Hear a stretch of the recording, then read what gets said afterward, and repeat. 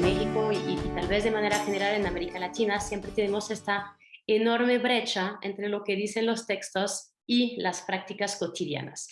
Desde luego sabemos que la objeción de conciencia rebasa por mucho el tema del aborto, pero lo que tenemos es en México que sí está enfocado a cuestiones relacionadas con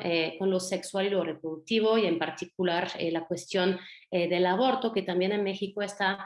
pasando por un momento importante de transición, pasando de una mirada de penalización a ahora el reconocimiento a nivel jurisprudencial de un derecho a decidir, con la complicación adicional que en México es su sistema federal y por lo tanto que pues, la legislación en la materia es fragmentada. Eh, También otro problema que tenemos es una falta de diagnóstico de cuántos objetores tenemos en todo el territorio. Lo que sabemos es que sí es un fenómeno masivo, pensamos que entre 80 y 90% de los médicos y médicas en el territorio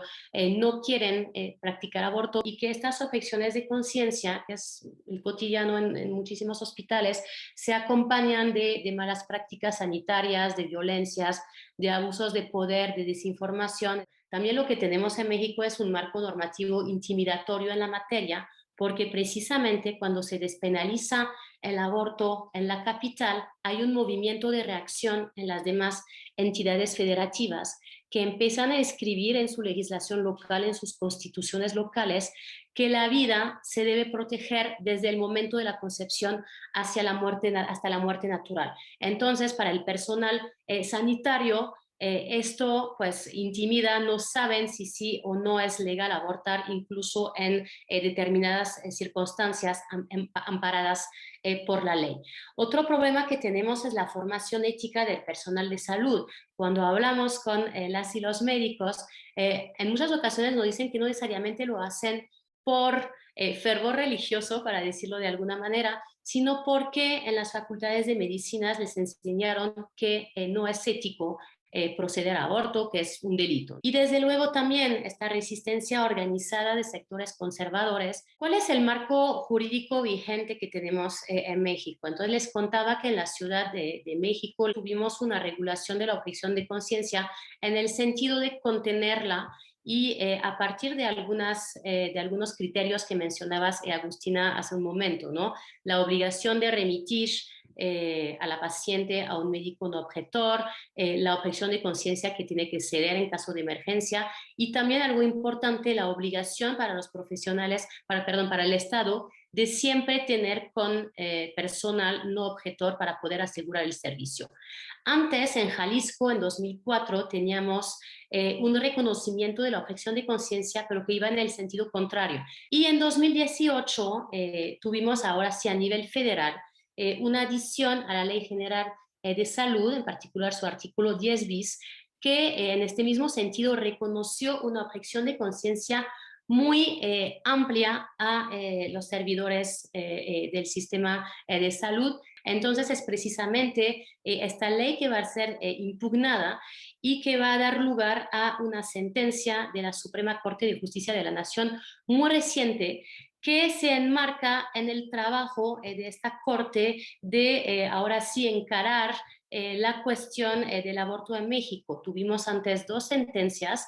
donde se reconoció en México que la criminalización absoluta del aborto es inconstitucional. También las y los jueces reconocieron un derecho a decidir para mujeres y personas gestantes y también pues consideraron que es inconstitucional estas disposiciones locales que garantizan el derecho a la vida desde la concepción hasta la muerte natural, porque precisamente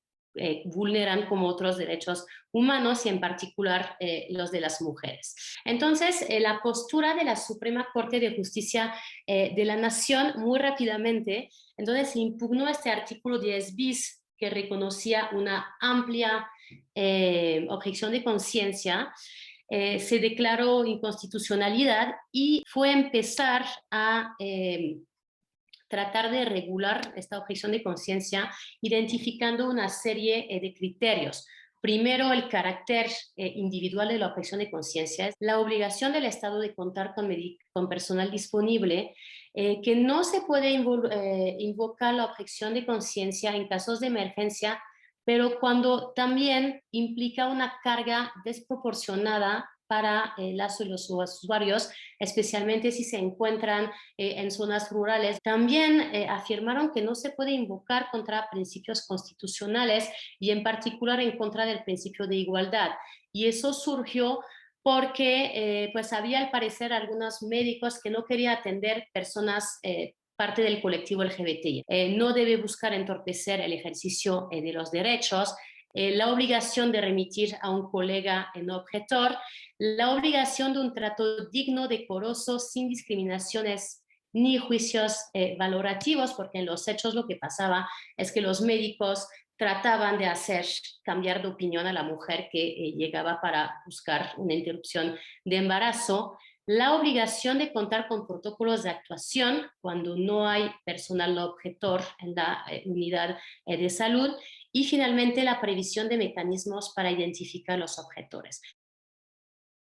Y lo que hizo la Corte es volver a mandarlo al Congreso de la Unión, a la Cámara de Diputados y de Senadores, para que vuelvan a redactar un artículo que estuviera pegado a estos criterios. Ahora, justamente, y voy muy rápido,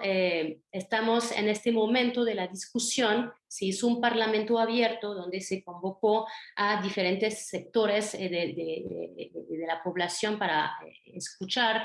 sus posturas al respecto y parece que ya tenemos una iniciativa de ley que sería, digamos, preaprobada.